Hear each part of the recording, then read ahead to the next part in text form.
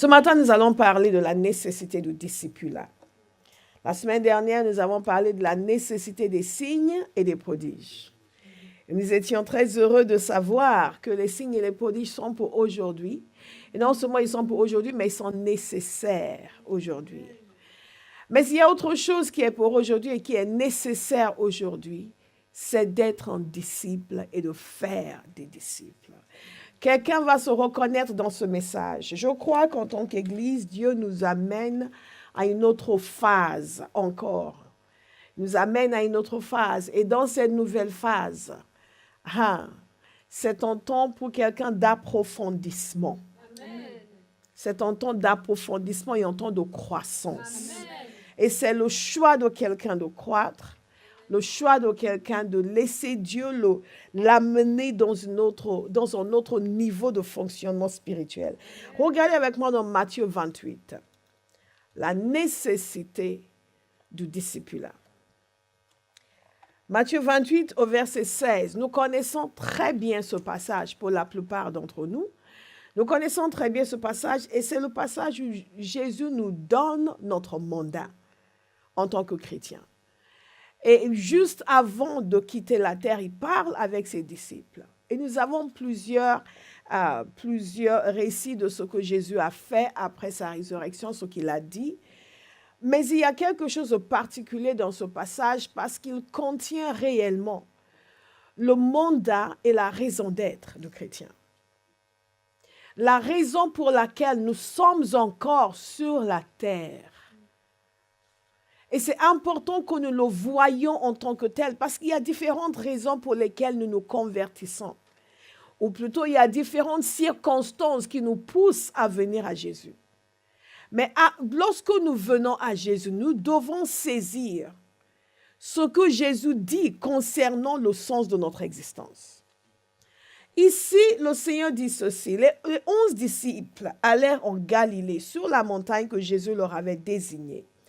Quand ils le virent, ils se prosternèrent, mais quelques-uns eurent des doutes. Jésus s'approcha et leur dit, « Tout pouvoir m'a été donné dans le ciel et sur la terre. Allez, faites de toutes les nations des disciples.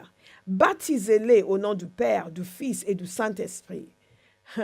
Et enseignez-leur à mettre en pratique tout ce que je vous ai prescrit.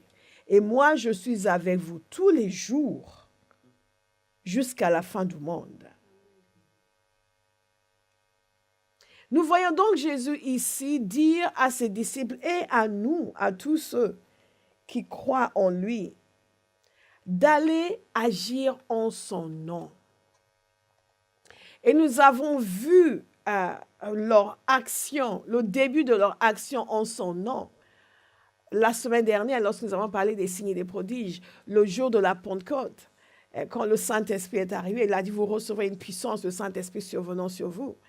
Cette dimension-là de l'activité du Saint-Esprit a été manifestée avec splendeur le jour de la Pentecôte. Et la puissance a été manifestée. L'acte surnaturel de Dieu à travers un être humain a été manifesté.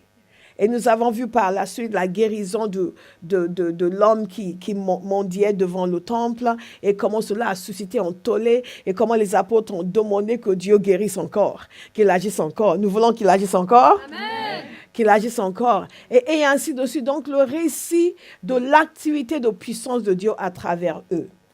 Mais il y a aussi une autre dimension de l'activité du Saint-Esprit dans nos vies. Et c'est ce que nous allons voir ce matin. Tout pouvoir m'a été donné dans le ciel et sur la terre. Allez faire de toutes les nations des disciples. Baptisez-les. Nous savons que c'est par la puissance de Dieu que les gens viennent à la conversion. La puissance qui est libérée lorsque la parole est prêchée. La puissance qui est libérée lorsque Dieu confirme sa parole par des signes et des prodiges. Et donc, il nous envoie pour aller agir en son nom, libérer cette puissance pour que les gens soient convertis. Mais il dit ceci. Et c'est ça qui est intéressant. Faites de toutes les nations des disciples. Baptisez-les, enseignez-leur à mettre en pratique. Dans ma version second, enseignez-leur à observer. Dans une de mes versions en anglais, enseignez-leur à obéir. Alléluia. C'est le même mot, mais ça nous permet de mieux comprendre. À tout ce que je vous ai prescrit. Il y a donc quelque chose qui est intéressant ici. Jésus parle à ses disciples. Il ne parle pas à n'importe qui. Il parle à des gens qui sont des disciples. Il dit aux disciples, allez faire des disciples. Je vais le répéter. Jésus parle à des gens qui sont des disciples. Et il leur dit d'aller faire des disciples. Il ne leur a pas dit simplement d'aller gagner des âmes. Il leur a dit d'aller faire des disciples. Bien entendu, il faut les gagner pour ensuite enseigner, les baptiser et leur enseigner l'obéissance. Alléluia. Donc, nous voyons quelle est la priorité de Jésus. La priorité de Jésus, c'est que les gens viennent à lui et qu'ils le suivent, comme ses disciples l'ont suivi. Qu'ils lui obéissent, comme ses disciples lui ont obéi. C'est le mandat qu'il donne et chacun de nous a sa place dans ce mandat. Nous pensons bien sûr que nous sommes censés aller faire des disciples, oui. Mais d'abord, nous sommes censés être des disciples.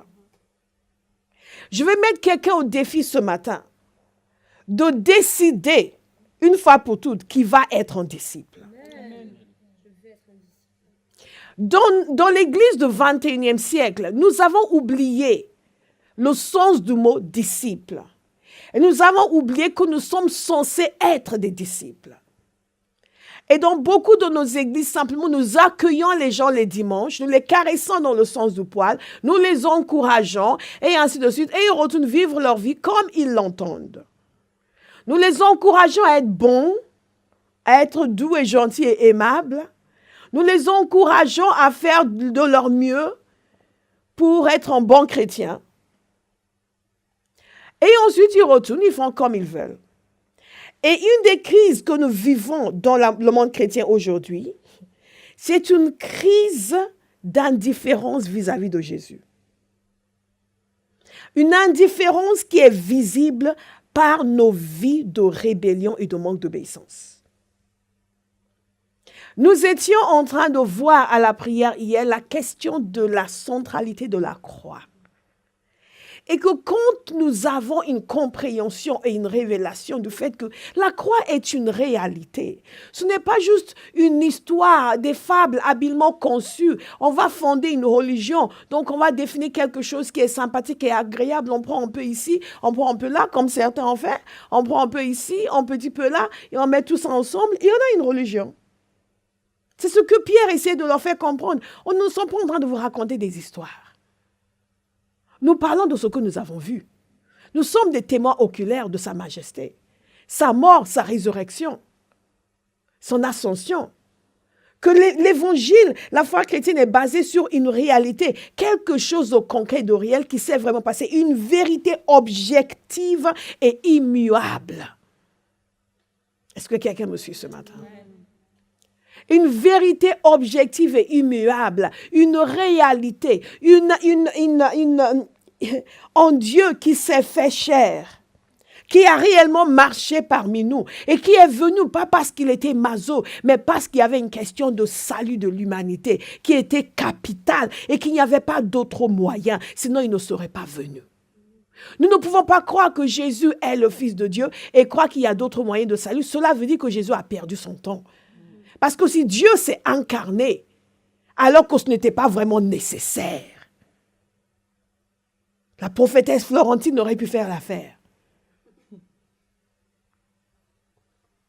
Et donc, qu'est-ce que nous sommes en train de dire? Nous sommes en train de dire que cette indifférence vis-à-vis de Jésus nous conduit à vivre des vies de rébellion totale, des vies d'égoïsme, des vies de l'anti-disciple, tout en croyant que Dieu est avec nous. Vous savez, nous sommes juste gratuitement justifiés. Est-ce que vous me suivez? Et par conséquent, la parole de Dieu nous dit qu'il est mort pour nous, afin que ceux qui vivent ne vivent plus pour eux-mêmes, mais pour celui qui est mort pour eux. Dieu a des idées très claires sur la raison pour laquelle il a envoyé son Fils. Et il a des idées très claires sur la manière dont ceux qui ont reçu ce salut gratuitement doivent vivre. Dieu ne nous a pas sauvés pour être un sugar daddy de plus. Vous savez, ces hommes âgés qui sortent avec des petites filles. Et donc, ils leur donnent beaucoup d'argent, etc. On les appelle les sugar daddy. Et beaucoup d'entre nous, nous traitons Dieu comme notre sugar daddy. Nous lui sommes infidèles, mais il continue à nous remplir les poches. Vous me suivez? Oh, beaucoup de silence à Bauhaus aujourd'hui. Jésus nous a dit donc que nous devons faire des disciples, mais il a dit à des gens qui sont des disciples, en d'autres termes, soyez-vous des disciples et faites des disciples. Mais si nous voulons être des disciples, parce que vous savez, il y a des moments où Dieu agit dans son Église et il amène une transformation radicale de notre manière de penser et de vivre. Beaucoup d'entre nous, nous sommes mal formatés. Nous sommes formatés dans un contexte chrétien qui est totalement éloigné de la pensée de Dieu.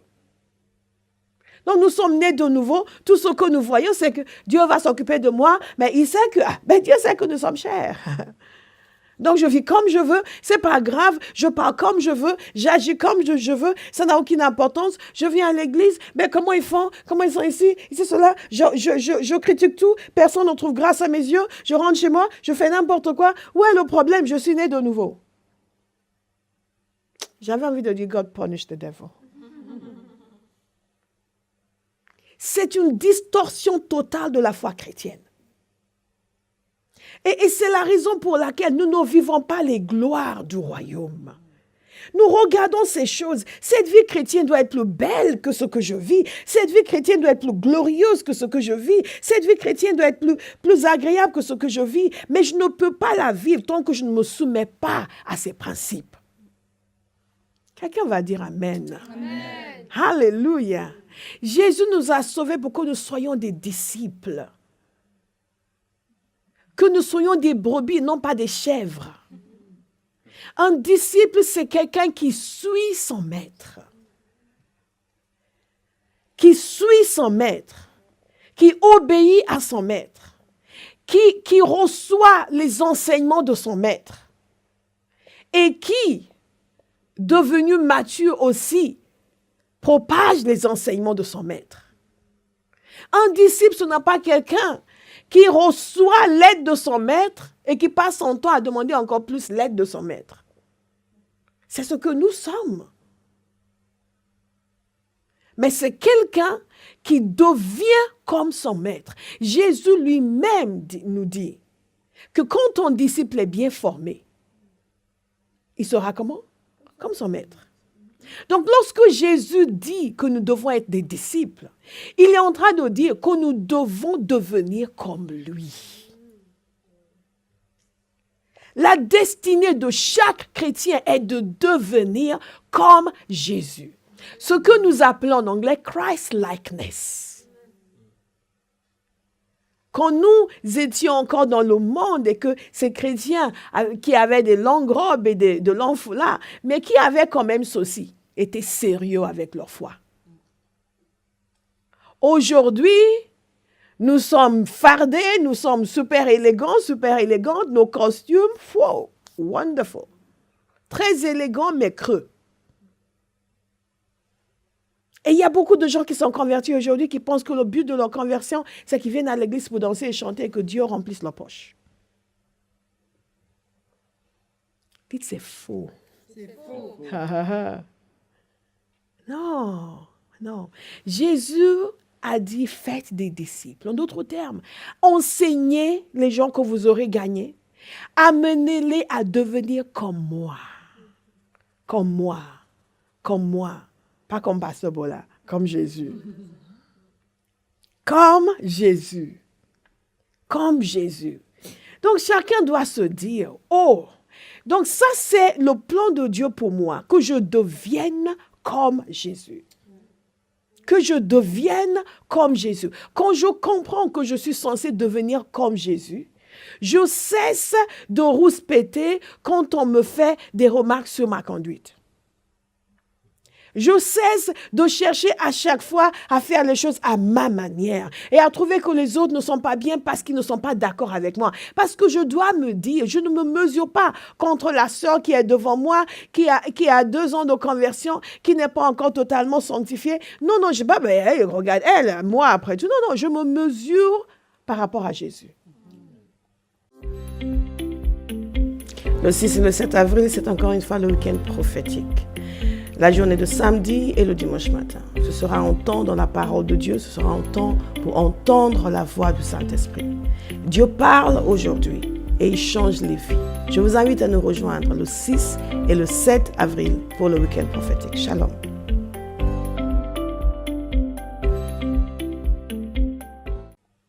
Un disciple est censé être comme son maître. Un disciple est censé propager les enseignements de son maître. Un disciple, dans Matthieu 4, verset 19, il nous a dit ceci. Il leur dit, suivez-moi.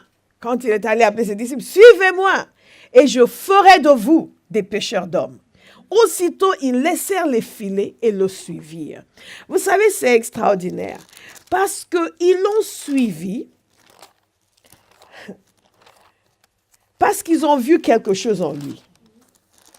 Ma question pour vous ce matin, c'est qu'est-ce que vous voyez en Jésus?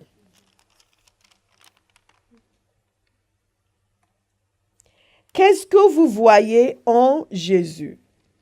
Ils l'ont suivi parce qu'ils ont vu quelque chose en lui. Je pense que je ne vous... Oui, c'est bon. C'est bon.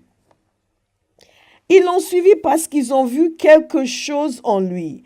D'abord, au verset 18 d'abord, comme il marchait le long de la mer de Galilée, il vit 2 frères, Simon appelé Pierre et André son frère, qui jetaient un filet dans la mer car ils étaient pêcheurs. Et ils l'ont suivi. Ensuite, il vit 2 autres frères, Jacques, fils de Zébédée, et Jean, son frère, qui étaient dans une barque avec Zébédée, leur père, et qui réparaient leur filet. Il les appela, et aussitôt ils laissèrent la barque et leur père et le suivirent. Un disciple, c'est quelqu'un qui suit Jésus, qui suit ses enseignements, qui devient comme lui. Un disciple, c'est quelqu'un qui abandonne tout pour Jésus. Quand Jésus a dit que nous sommes censés être des disciples, ce qu'il était en train de dire, c'est que tous ceux qui viennent à lui sont censés tout abandonner pour lui. Alléluia. Je pense que c'est une révélation pour quelqu'un ce matin. Mais nous allons parler ensuite du processus de discipulat pour vous encourager, pour nous encourager. Parce que nous pouvons regarder et dire, hey, nous sommes censés, mais c'est bon parce que Dieu met la barre haute parce qu'il nous donne la capacité. Amen. Il nous donne la capacité d'y arriver. Il nous donne la capacité. Et pourquoi est-ce qu'il nous donne? Non seulement il nous donne la capacité, mais il nous amène aussi à reprendre ce que nous avions perdu à la chute. Parce que devenir comme Jésus, c'est reprendre notre identité initiale. Est-ce que vous me suivez? Lorsque Dieu a créé l'homme, il l'a créé en son image, selon sa ressemblance. Mais avec la chute, il a perdu cette image, cette gloire de Dieu qui est sur lui. Et quand nous sommes convertis et que nous acceptons de devenir des disciples, nous sommes renouvelés et nous allons de gloire en gloire. Est-ce que quelqu'un écoute ce matin? Amen. C'est vraiment merveilleux. Le plan de Dieu pour nous est merveilleux. Donc, il les a appelés et ils ont suivi. Ils ont tout laissé pour le suivre. Quelqu'un doit prier pour lui-même. Vous savez, aucun d'entre nous, avant, je pensais que les gens qui abandonnaient tout pour suivre le Seigneur, qui abandonnaient leur travail, leur revenu pour aller servir Dieu, étaient des surhommes. Je regardais et me disais, waouh, comment ils peuvent? Moi, j'étais attachée à mon métier, attachée à ma carrière, attachée à mes revenus, attachée. Et je regardais ce genre, waouh, heureusement qu'on aime tous le Seigneur, qui ne nous demande pas tous la même chose. Mais vous savez, nous allons voir le processus de discipulat et voir les choses que Dieu opère à l'intérieur de nous. Lorsque nous naissons de nouveau, nous sommes comme cette argile entre les mains du potier. Et le potier est capable de façonner comme il veut. Est-ce que vous me suivez? C'est à nous simplement de nous laisser façonner. Je veux encourager quelqu'un aujourd'hui qui fuit depuis longtemps et qui pense que oui, mais moi, j'ai pas ça en moi, moi, c'est pas... Non, non, non, tout ce que Dieu veut pour vous, il est capable d'accomplir en vous. Amen. Alléluia. Il est capable d'accomplir en vous. Mais la première chose, c'est que nous ayons la compréhension de ce que Dieu veut. Si nous pensons que tout ce que Dieu veut, c'est que nous trouvions une église locale, que nous allions de temps en temps et que nous vivons notre vie, nous allons rester médiocres dans notre vie chrétienne.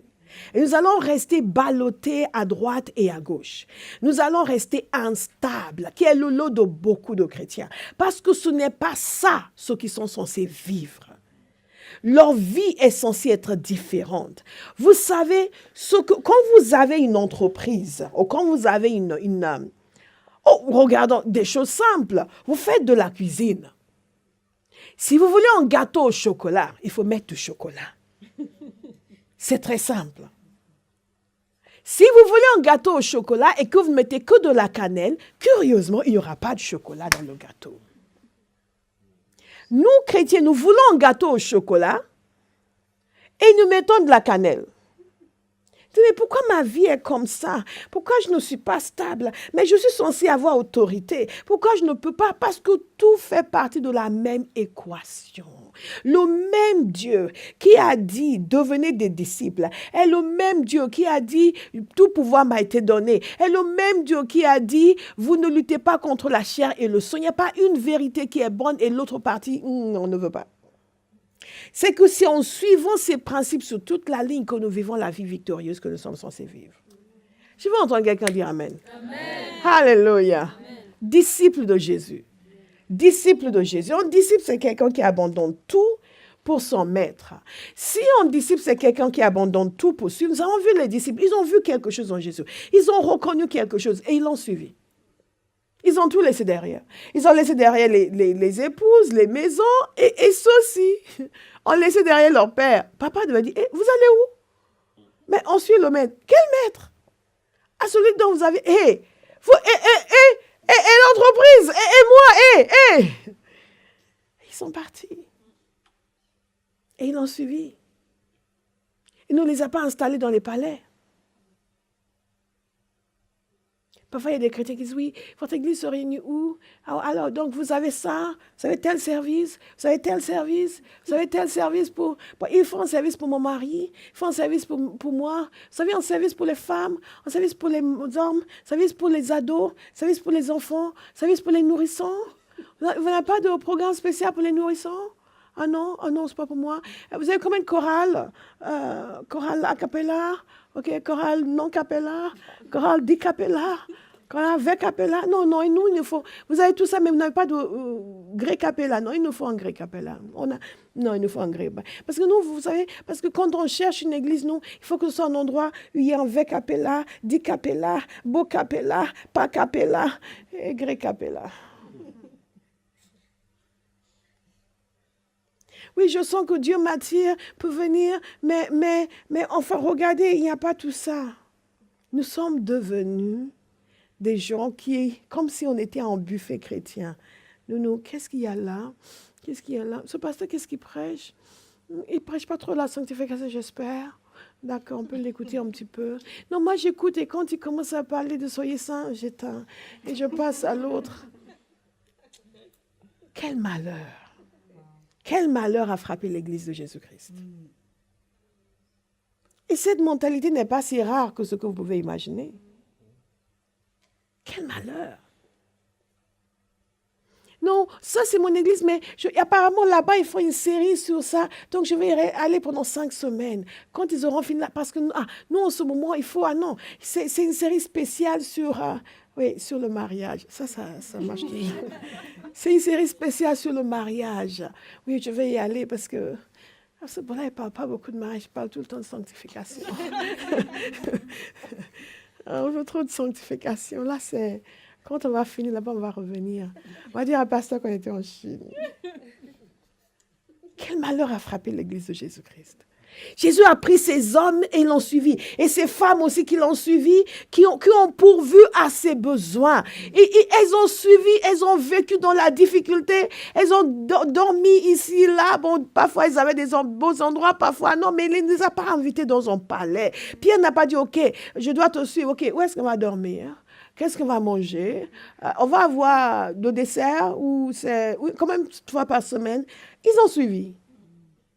Parce qu'ils ont vu quelque chose en lui. Je vous pose la question, qu'est-ce que vous avez vu en Jésus? Qu'est-ce que vous avez vu? Qu'est-ce qu'il est capable de vous demander? Qu'est-ce que Jésus peut vous demander? Qu'est-ce qu'il peut vous demander? Qu'est-ce qu'il peut vous demander? Et ils ont laissé leur père. Et Pierre a laissé son épouse. God is good. God is good. God is good. Nous serons des disciples. Nous serons des disciples. Ils l'ont suivi. Et ils ont accepté tout ce qu'ils pouvaient vivre comme difficulté. Parce qu'ils étaient captivés par sa personne. Captivés par sa personne. Et à un moment donné, il y a certains qui ont décidé de le quitter parce qu'ils n'ont pas apprécié ce qu'il disait. Je dis cela pour, maintenant que nous diffusons nos cultes, pour tous les pasteurs qui sont découragés. Je vous encourage. Il y a des gens qui sont partis parce que, mais c'est quoi cet enseignement? Ils ont fait la même chose à Jésus. Ça n'est pas nouveau. Ce n'est pas nouveau. Si personne ne part jamais vexé par quelque chose que vous avez enseigné, peut-être que vous n'enseignez pas la vérité. D'autant parce qu'il y a toujours des gens très charnels. Pas bas, n'est-ce pas? Amen. Il y a toujours des gens très charnels. Le jour où vous parlez d'adultère, c'est parce que pasteur sait que j'ai trompé ma femme. Donc parce que tu as trompé ta femme, on n'a plus le droit de prêcher sur l'adultère. Tu n'avais qu'à ne pas tromper ta femme. Si on devait enlever de la prédication tous les péchés des membres de l'Église, tout ce qu'on dirait, c'est Jésus est bon. On veut parler de vol, on regarde, Jésus est bon. On va regarder par ici, mais on veut parler, Jésus est bon. Alléluia. Soyons des disciples. Mais nous serons des disciples. Amen. Un disciple, c'est quelqu'un qui abandonne tout et qui suit son maître. Qui accepte la vie que son maître lui impose. Lui impose. Un disciple, c'est quelqu'un qui a comme ambition de devenir comme son maître. Chaque chrétien doit vivre avec cette ambition-là. Je dois grandir, évoluer chaque jour pour devenir comme Jésus. Alléluia. Imitateur de Christ. Imitateur de Christ. Un disciple, c'est quelqu'un qui glorifie Dieu avec sa vie. Jean 15, verset 8.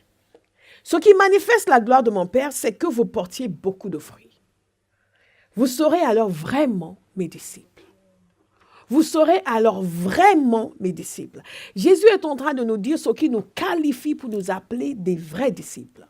Que nous portions des fruits qui glorifient Dieu. Pas que nous assistions au culte. Vous savez, même les rats assistent au culte. Il y en a dans ce bâtiment. Ils assistent au culte. Ce n'est pas le fait que nous assistons au culte. Il y a quelque chose de curieux qui nous est arrivé. Nous avons commencé à penser que le fait que je sois là le dimanche, ou à Barras le samedi, ou de temps en temps les week-ends de jeûne et de prière, c'est ce qui fait de moi un disciple. Jésus a dit, c'est le fait que je vis de telle sorte à porter des fruits qui glorifient le Père. Posez la question à votre voisin, est-ce que ta vie glorifie le Père?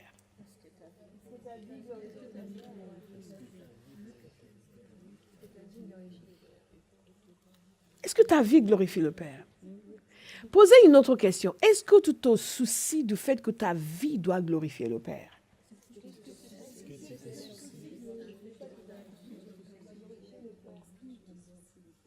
Nelson, est-ce que tu te soucies du fait que ta vie doit glorifier le Père? Oui? Après, va me dire, French. Alléluia. Et donc, dans tout cela, quand je vois ce que je suis, né de nouveau, et ce que Jésus veut faire de moi, et que quand il me sauve, et il me demande de devenir comme lui, je comprends une chose immédiatement, c'est que je dois passer par un processus de transformation. Métamorphose. Transformation. Transformation. Transformation. Et une transformation nécessaire. Si nous ne vivons pas une vie de transformation en continu, nous ne sommes pas des disciples. La transformation est en continu. Je sais que vous me voyez, vous avez l'impression que c'est pasteur ou c'est Jésus, c'est pasteur ou c'est Jésus. Mais je vous rassure tout de suite, la transformation n'est pas encore totale. Elle est en cours. Mais c'est quelque chose que nous devons accepter. Et la transformation est difficile pour une génération arrogante comme la nôtre. Pour une génération insoumise comme la nôtre. Parce que la transformation est le résultat d'un choix d'obéir et d'accepter de changer. Quelque chose qui est différent de ce que je veux et ce que je suis. Nous avons vu hier par rapport à la repentance, cet impératif de changement. Et de l'accepter. Je l'accepte. Je prie que nous soyons un peuple qui aime le discipulat. Qui aime, qui veut être disciple de Jésus. Il n'y a pas d'autre vie pour le chrétien. Dieu ne nous a pas laissé le choix. Il n'y a pas d'autre recette pour une vie extraordinaire. Nous imposons les mains aux gens. Dieu les touche. Dieu change leur vie. Et s'ils n'acceptent pas de devenir des disciples, et ils vont recommencer. Leurs problèmes recommencent. Leurs difficultés recommencent. Leurs travers recommencent. Leur oppression recommence. Est-ce que quelqu'un écoute attentivement ce matin?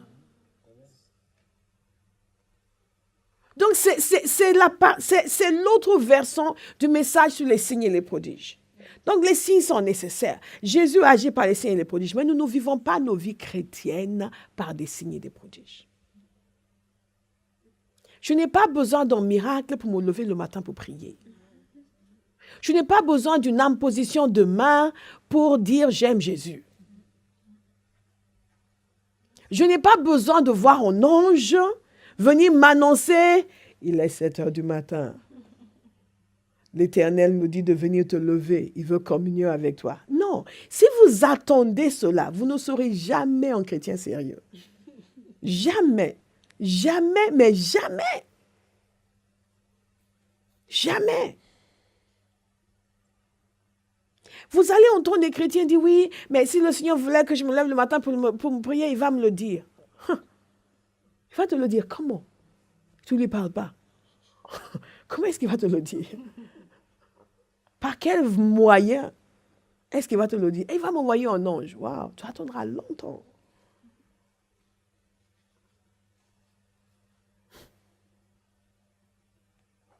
God is good. Amen. Amen. God is good. Amen. Nous sommes des disciples. Mais il y a des choses essentielles et je vais essayer d'accélérer parce que je commence lentement parce que je veux que certaines choses nous pénètrent le cœur. Ce n'est pas la peine de « Alléluia, Zouda » et vous ne comprenez rien. Transformation. Mais si nous nous posons la question de savoir pourquoi le discipulat, pourquoi est-ce que c'est nécessaire? Mais je dirais pour vous, premièrement, c'est une évidence que c'est nécessaire. C'est une évidence que vous et moi, en dépit du fait qu'à l'origine, nous avons été faits en l'image de Dieu, nous ne lui ressemblons plus beaucoup. Ah, je ne sais pas si vous êtes d'accord avec moi. Quelqu'un ne parle pas ça, parlez pour vous, parlez pour vous. Nous ne lui ressemblons plus beaucoup. Votre voisin avec ses 3 copines et 5 concubines, est-ce qu'il ressemble à Jésus? Non. Ou votre tante qui fait des incantations la nuit, est-ce qu'elle ressemble à Jésus? Elle ne ressemble pas. Sans parler de vous qui passez votre vie dans des boîtes de nuit à fumer du hashish, est-ce que vous ressemblez à Jésus? Mais quand Dieu vient dans nos vies, quand nous sommes sauvés, et que sa grâce vient nous retrouver en dépit de notre bêtise, ou peut-être des gens comme moi qui, du haut de leur intelligence, méprisaient la parole de Dieu. Est-ce que je ressemblais à Jésus? Pas du tout. Mais aussi Jésus vient gratuitement me sauver sans me demander de changer d'abord. Me demande simplement de croire. Et j'ai cru. Et il m'a sauvé. Et je suis né de nouveau. Mais je reste encore moi. Et il dit non, maintenant tu vas devenir un disciple. En d'autres termes, tu vas cesser d'être l'ancienne, tu vas devenir une nouvelle qui me ressemble moi à Jésus. Amen. C'est extraordinaire. Et donc, à cause de la distorsion que la chute a introduite dans la nature humaine, nous sommes obligés de passer par la transformation.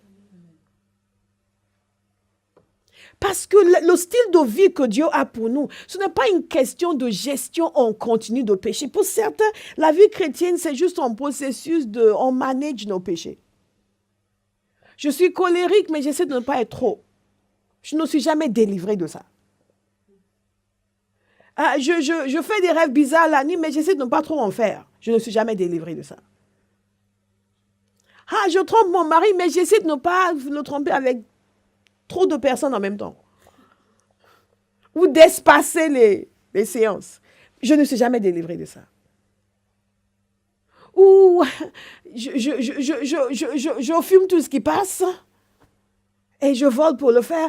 Et je dis, mais j'aime le Seigneur, je n'arrête jamais. Nous passons nos vies à manager nos péchés, à manager des choses qui ne sont pas dignes de Dieu, mais Dieu veut nous transformer. Amen. Transformer. Et il nous transforme quand nous acceptons d'être des disciples. Des transformations. Transformation. Transformation. Il y a des gens qui ont des langues acerbes. Acerbes.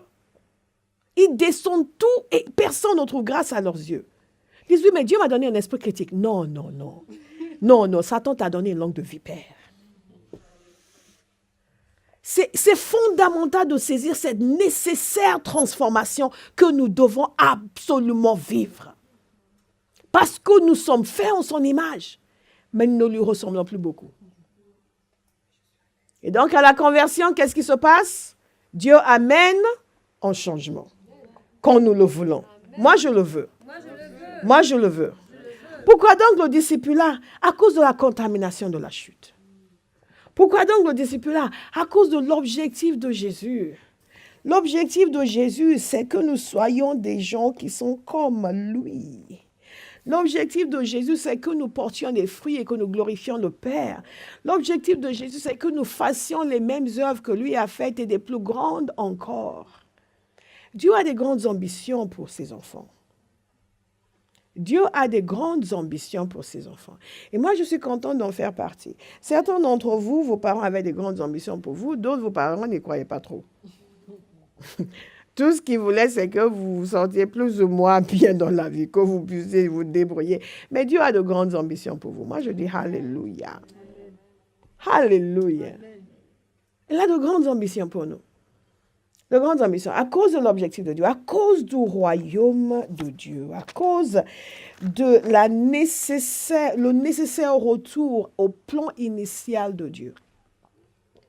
La nécessité de manifester ce que nous sommes, des êtres humains créés en son image. Créés en son image, selon sa ressemblance. Certes, la vie sur terre nous a inculqué une autre mentalité. Une mentalité de péché, une mentalité qui consiste à une mentalité de nous débrouiller plus ou moins avec ce qui n'est pas digne de Dieu. Mais Dieu veut nous amener à considérer nos vies autrement, à nous voir comme des porteurs de l'image de Dieu et des porteurs de la gloire de Dieu. Et non seulement nous considérer comme des porteurs de la gloire, mais vivre comme des porteurs de la gloire. La gloire. Comme des porteurs de la gloire. Je veux savoir si quelqu'un comprend ce matin. Amen. Parce que quand vous commencez à vous voir comme porteur de la gloire de Dieu, vous cessez de vous voir comme quelqu'un qui doit faire cette chose. Vous commencez à voir certains fonctionnements, certains comportements comme n'étant pas dignes de la personne que vous êtes devenue. Pas digne. Non pas par orgueil, mais par révélation.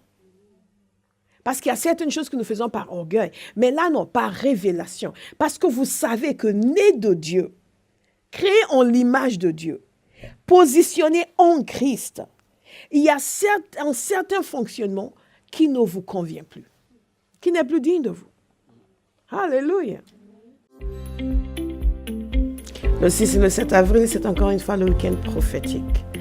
La journée de samedi et le dimanche matin. Ce sera un temps dans la parole de Dieu, ce sera un temps pour entendre la voix du Saint-Esprit. Dieu parle aujourd'hui et il change les vies. Je vous invite à nous rejoindre le 6 et le 7 avril pour le week-end prophétique. Shalom.